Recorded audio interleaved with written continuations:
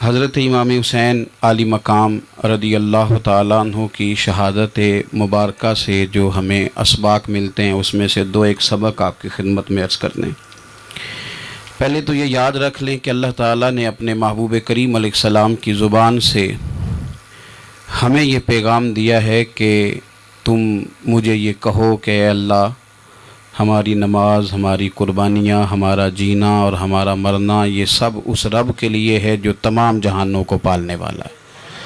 قل ان صلاتی و نسکی و محیای و مماتی للہ رب العالمین۔ آپ فرما دیجئے بے شک میری نماز، میری قربانیاں، میرا دنیا میں رہنا، پردہ کرنا سب اس رب کے لیے جو تمام جہانوں کا پالنے والا ہے۔ سب سے پہلے تو اپنی زندگی کے اندر 24 گھنٹوں میں سے اچھے طریقے سے سوچ کر، سمجھ کر، فکر کر غور کریں کہ ہمارے پاس 24 گھنٹوں میں سے کتنا وقت ہے جو ہم نے صرف اس لیے صرف کیا ہے کہ ہمارا دین کچھ تھوڑا سا آگے بڑھ جائے اور دین کے لیے ہم کچھ اپنے آپ کو پیش کر سکیں۔ اپنے وقت کا تعین کریں، اس کے بعد پھر اپنا جتنا مال اللہ نے دیا ہے اس مال میں سے آپ دیکھیں کہ ہم کیا اس میں سے اتنا کچھ نکال رہے ہیں جو تھوڑا بہت ہمارے مذہب کے لیے، دین کے مشن کے لیے کام آ جائے۔ کچھ نہ کچھ آپ باعث بنے دین پھیلانے کا۔ رسول کریم صلی اللہ علیہ وسلم نے اس ڈیوٹی کو اس رنگ میں بیان کیا ہے۔ حضور نے فرمایا کہ بلغوا انی ولو آیا، ایک آیت تم تک پہنچ گئی ہے، اب میں تمہاری ڈیوٹی لگا رہا ہوں کہ تم نے اس آیت کو آگے پہنچانا ہے۔ صحابہ اگر ابلاغ دین نہ کرتے، تبلیغ نہ کرتے، اپنے پاس چیزیں رکھتے تو ہم تک دین پہنچتا نہ۔ انہوں نے بڑی ذمہ داری کے ساتھ، روایت حدیث کا معاملہ ہو یا حفظ دین کا، بڑی ذمہ داری کے ساتھ پھر ہمارے محدثین نے محنت کی اور کتابیں جمع کر کے ترتیب دے کے ہم تک پہنچائیں۔ ہماری یہ ذمہ داری ہے کہ ہم خیر کی بات آگے پہنچائیں، خیر کی بات۔ ہمیں بڑی مثالیں آتی ہیں، بڑی ساری چیزیں ہمارے پاس ہوتی ہیں، بڑا کچھ ہم کہہ سکتے ہیں، بڑی ہمیں کہانیاں یاد ہوتی ہیں، تو یہ تو ہمیں الجھا دے گا یہ سارا معاملہ۔ کیا یہ اچھا ہو کہ ہم جمعے والے دن اپنے خطیب صاحب سے جو حدیث سنتے ہیں اسے اچھے طریقے سے ذہن میں بٹھائیں اور پھر پورا ہفتہ گھر کے اندر، بازار کے اندر، گلی کے اندر، دوستوں میں، بچوں میں جب بھی بیٹھیں تو اپنی بات مدینے والے رسول کی بات سے شروع کریں، اور آپ کو ذائقہ اتنا ملے گا کہ کسی نے حضرت ابو ہریرہ رضی اللہ تعالیٰ عنہ سے پوچھا تھا کہ آپ کو کیا شہد لگا ہوا ہے کہ ہر وقت لوگ آپ کے گرد بیٹھے رہتے ہیں، ہر وقت مجمع ہی رہتا ہے؟ کچھ لوگ ہوتے ہیں نا جی، وہ بیٹھ جائیں تو محفل ہو جاتی ہے، چلنے لگیں تو جلوس ہو جاتا ہے۔ کچھ لوگ ہوتے ہیں، تو کہا حضرت آپ کون سا شہد ہے؟ تو حضرت ابو ہریرہ فرمانے لگے شہد میاں کوئی بھی نہیں، میں نہ کسی کو اپنی بتاتا ہوں، نہ باپ دادا کی بتاتا ہوں، نہ برادری قبیلے کی بتاتا ہوں، میں تو جس کو بھی بتاتا ہوں محمد عربی کی بات ہی بتاتا ہوں۔ تو بس یہ آپ سمجھ لیں کہ میری بات بن گئی ہے تیری بات کرتے کرتے۔ تو ایک یہ بات آپ نے ذہن میں رکھنی۔ دوسرا پیغام میرا آپ کے لیے یہ ہے آج کی اس خوبصورت بزم میں کہ دین اور دیندار لوگ ایک نیکی کریں کہ وہ لوگوں کے دلوں میں اگر دین کی محبت نہیں بھر سکتے تو کم از کم نفرت تو نہ بھریں۔ اب تو یقین کریں کہ تکلیف روز بروز بڑھتی چلی جا رہی ہے۔ یوں لگتا ہے کہ دین دنیا میں صرف بحث کرنے کے لیے آیا، لڑائیاں ہی لڑائیاں ہیں، مناظرے ہی مناظرے، بحث ہی بحث۔ کیا شکل دکھا رہے ہیں ہم لوگوں کو مذہب کی کہ اس میں صرف بحث ہے، لڑائی ہے۔ نبی پاک صلی اللہ تعالیٰ علیہ وسلم کم ناراض ہوتے تھے، لیکن مسلم شریف میں حدیث ہے، کچھ لوگوں نے شکایت لگائی کہ یا رسول اللہ صلی اللہ علیہ وسلم ہماری مسجد کا امام لمبی نماز پڑھاتا ہے،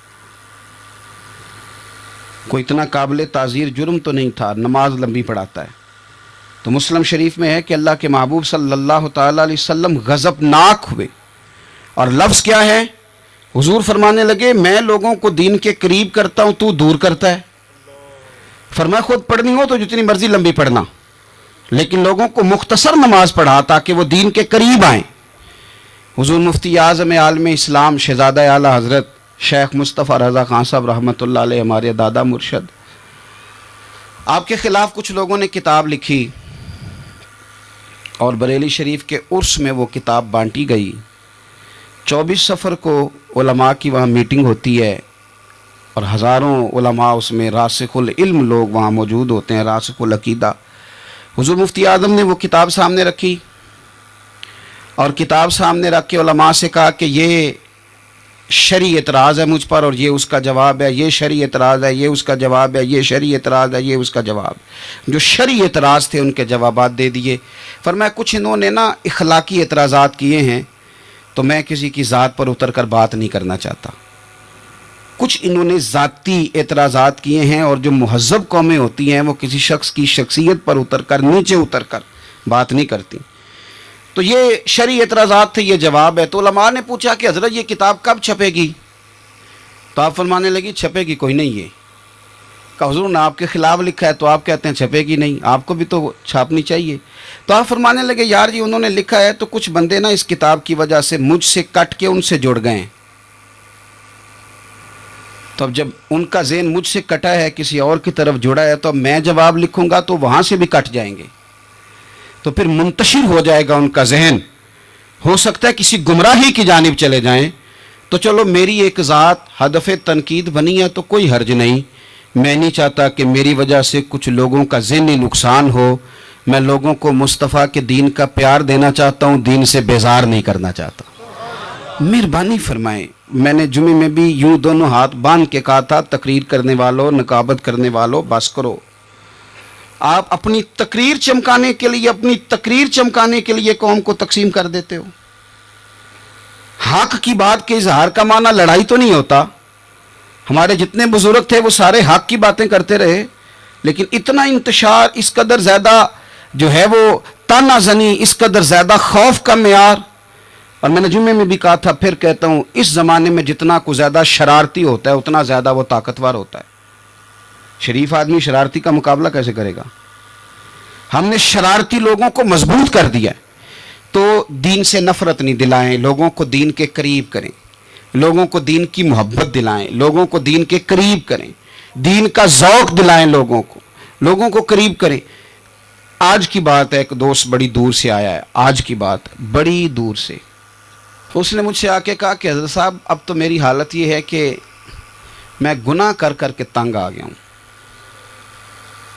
میرے ارد گرد گناہ کے مواقع رہتے ہیں، میں تنگ آ گیا ہوں، لیکن میں ایک منتشر آدمی ہوں، مجھے ہر وقت کا وسوسہ، ہر وقت کی پریشانی، ہر وقت کی مصیبت۔ وہ کہتا ہے میں جس عالم کے، درویش کے، صوفی کے، مولوی کے قریب جانے لگتا ہوں اس کے خلاف مجھے کوئی نہ کچھ مل جاتی ہے۔ تو دین سچا ہے، کھرا ہے، تو کیا ایسا نہیں ہو سکتا کہ دین پہ عمل کرنے والا بھی کوئی کھرا مل جائے؟ میں جدھر جاتا ہوں مجھے کوئی نہ کوئی اس بندے کے خلاف کہانی مل جاتی ہے۔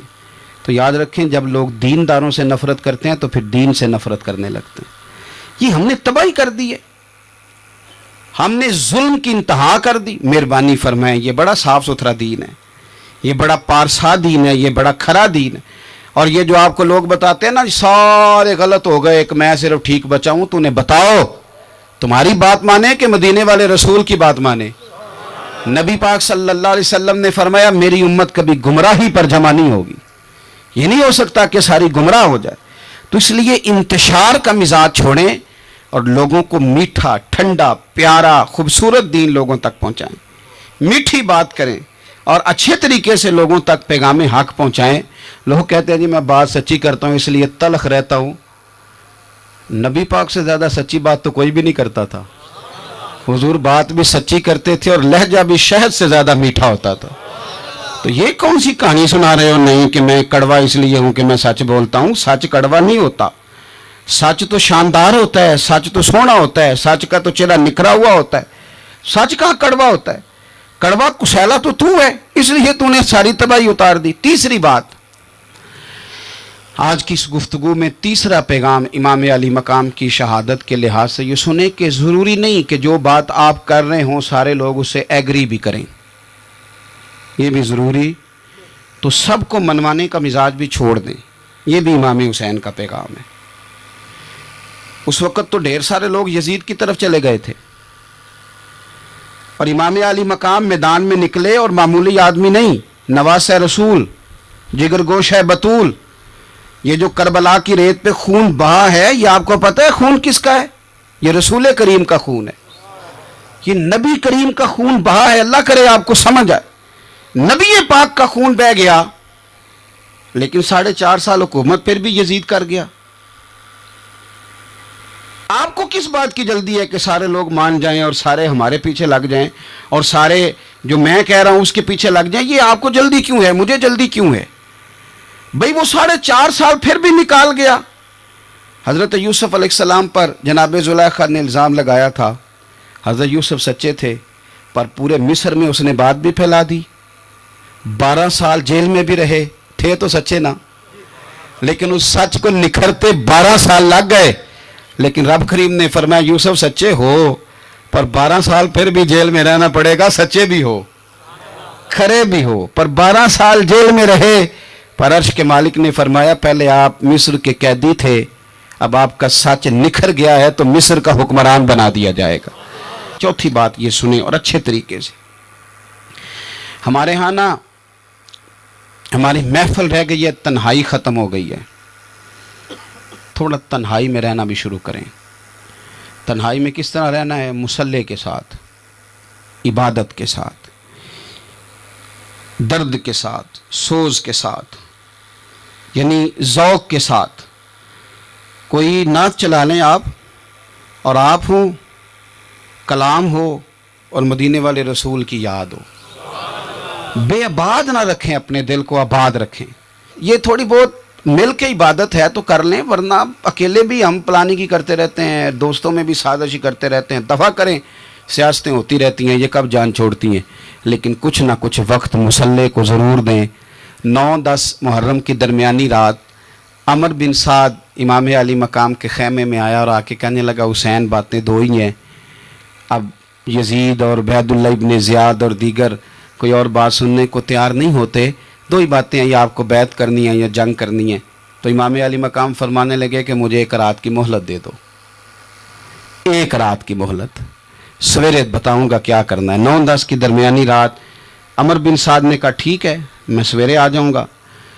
تو عمر بن سعد خیمے سے باہر نکلا تو حضرت عباس بن علی، حضرت عباس رضی اللہ تعالیٰ عنہ حاضر بارگاہ ہوئے تو امام علی مقام سے عرض کرنے لگے بھائی جان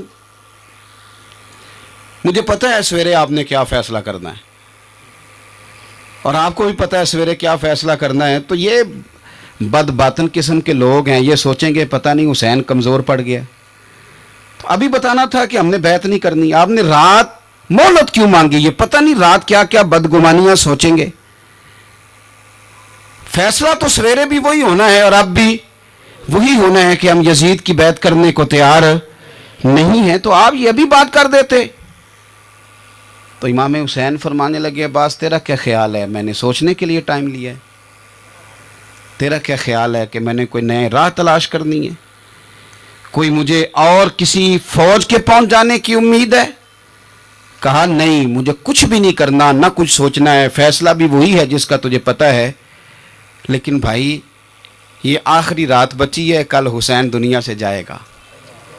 آخری رات بچی ہے، دل کرتا ہے کہ آج کی رات نہ میں رج رج کے اپنے رب کو سجدے کروں، میں جی بھر کے اس کی عبادت کروں. یہ پیشانی اس کے حضور ناز جھکے. او یار حسین ابن علی تو ایک رات باقاعدہ بچائیں کہ میں نے اللہ کے حضور حاضری دینی ہے اور تو ساری راتیں ضائع کر دیتا ہے. تو تنہائی میں کچھ نہ کچھ عبادت کریں. میں اللہ کے حضور دعا کرتا ہوں کہ اللہ تعالیٰ میدان کربلا کی ہواؤں کا صدقہ، اللہ تعالیٰ حسین ابن علی کے خون کا صدقہ ہماری زندگی پردہ پوشی والی کرے اور موت ایمان والی کرے. اور اللہ تعالیٰ ہمیں ہر فتنے سے محفوظ رکھے اور ہماری اولادوں کو بھی حضور کی اولاد کا وفادار رکھے. آخر دعوانا الحمدللہ.